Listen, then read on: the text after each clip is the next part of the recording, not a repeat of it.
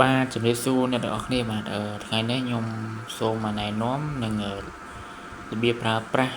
នឹងដូរឈ្មោះនិងដូរ password របស់ដុំ Wi-Fi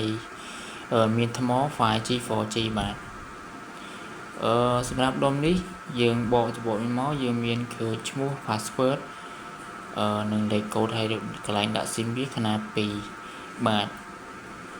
ហើយវាភ្ជាប់មកជាមួយថ្មវាមាន3000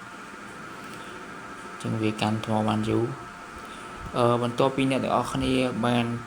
ដាក់ SIM ឬក៏ដាក់ថ្មហើយអ្នកទាំងអស់គ្នាបើកមកវានឹងលោតចេញភ្លើងមុនដំបូងក្រហមបន្ទាប់មកវានឹងលោតចឹងលោតចេញពណ៌ចឹងយើងអាចចូលទៅ connect វាបានហើយវាមានបន្ទាប់មកបងប្អូនចូលទៅកាន់ទូរស័ព្ទបងប្អូនហើយទៅយកពាក្យ Wi-Fi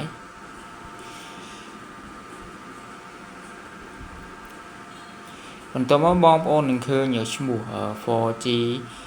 Mi-Fi 90 3D ហ្នឹងបងប្អូនចូលទៅវាយ password ដើមវាមក password ដើមរបស់វា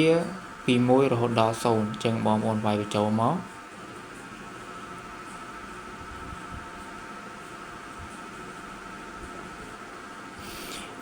បន្ទាប់ពីបងប្អូនវាយបញ្ចូលនឹង connect វាបានហើយតោះមកបងប្អូនចុចទៅលើដុំ Wi-Fi ហ្នឹងឈ្មោះ Wi-Fi ហ្នឹងដើម្បីបងប្អូនទៅcopy លេខ IP address វាមកបាទ copy វាយកមកបន្ទាប់ពីបងប្អូន copy រួចរាល់ហើយបងប្អូនចូលទៅកាន់ Google Chrome បន្ទាប់មកបងប្អូនផាសលេខហ្នឹងយើងផាសវាចូលមក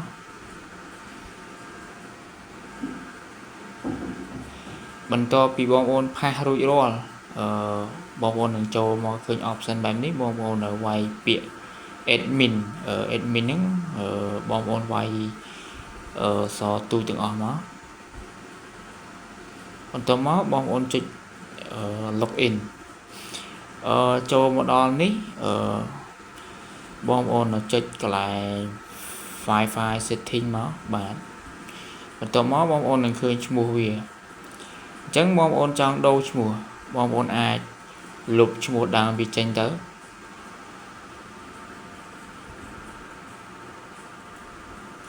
បាទនេះខ្ញុំដាក់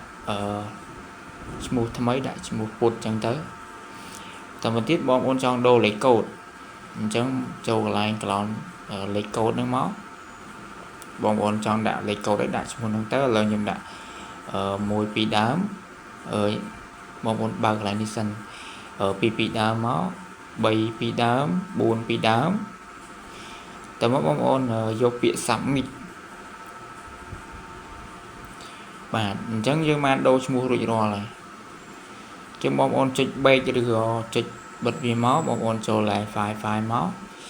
ហើយបងប្អូនទៅរកឈ្មោះដែលបងប្អូនបានដាក់ខ្ញុំវិញដាក់ឈ្មោះពុតបាទ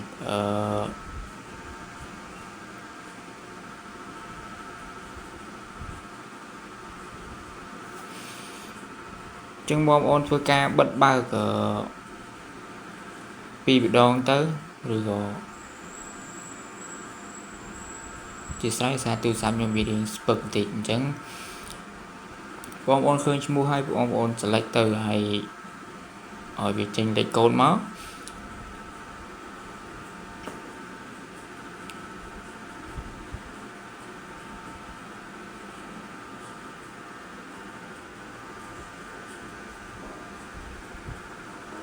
នេះបងប្អូនចេញលេខកូដបែបនេះឡើយនេះយើងវាយលេខកូដដែលយើងបានដាក់បងប្អូនលេខកូដរបស់បងប្អូនដាក់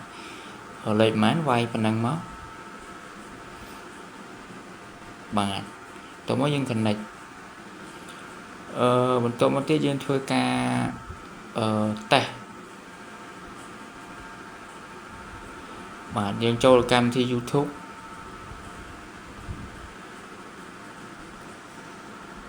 បាទឃើញថាដុំ Wi-Fi នេះសេវាវាដើរលឿនជួយបងប្អូនតេស្តមកបាទខ្ញុំតេស្តបត់ចម្រៀងឃើញថាវាដើរលឿនមែនតើ ចឹងសម្រាប់វីដេអូនេះខ្ញុំមានតែប៉ុណ្ណឹងចឹងសម្រាប់បងប្អូនមានចម្ងល់អាចឆាតសួរឬក៏